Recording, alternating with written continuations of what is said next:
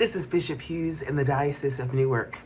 Christmas has come and gone, and this week we celebrated the Feast of the Epiphany, and it is on my brain, this notion of the wise people, those visitors, those officials that came from the East, following a star, knowing that there was going to be something, knowing that there was going to be someone wonderful and life-changing about where that star landed and what it was pointing to, and that they came along that journey. This has stayed with me all throughout Christmas. It still is with me now, and I imagine it's going to stay with me because I think this is our moment as church, truly to be a light in the way that Jesus was light, is light, and will always be light, and a light to all people. That's the really wonderful thing about Epiphany, that it wasn't Jewish people. It wasn't people from Israel. It wasn't those that we think of as God's chosen who were coming to see Jesus. It was these people who came from a distance, from a very far land, who knew nothing of Christianity, hadn't been born yet. It just came into fruition with the incarnation of Jesus, but we certainly weren't saying anything about someone following Jesus at that point, but they knew someone was important that was coming, and that light that was Jesus was impossible to ignore, and it spoke to people not only in his world, but in worlds far beyond. That is who we are called to be as Christians right now. Not only in our churches and in our neighborhoods, but to the world beyond. There is going to be much that is demanded of us.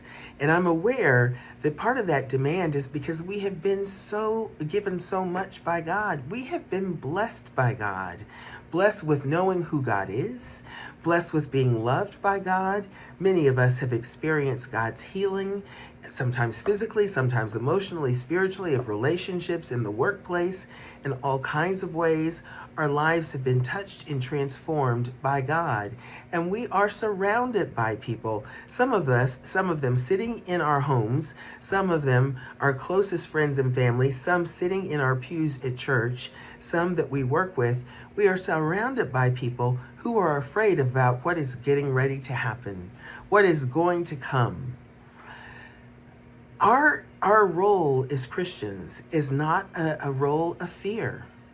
It is a role of showing the light of Jesus, the light of God's love, the light that the Holy Spirit leads us into, not only receiving that light, but showing it to everybody who is near us. Now, we're going to do that in very specific ways. We talked about this in convention, and there are groups of people that have been formed to look specifically at ways that individuals and parishes can respond to the pressure of this time. How are we to support people who are LGBTQ+?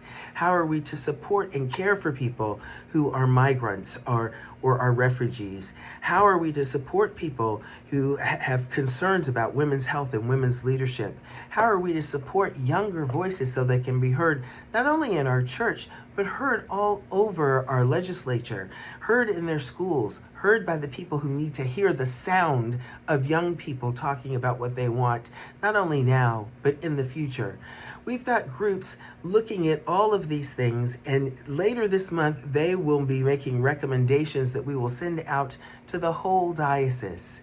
These activities, these caring for other people, reaching out to other people, being an advocate for other people, standing in solidarity with other people, offering prayers for other people. These are not just tasks for us to accomplish. This is not simply outreach for us. This is our Epiphany moment.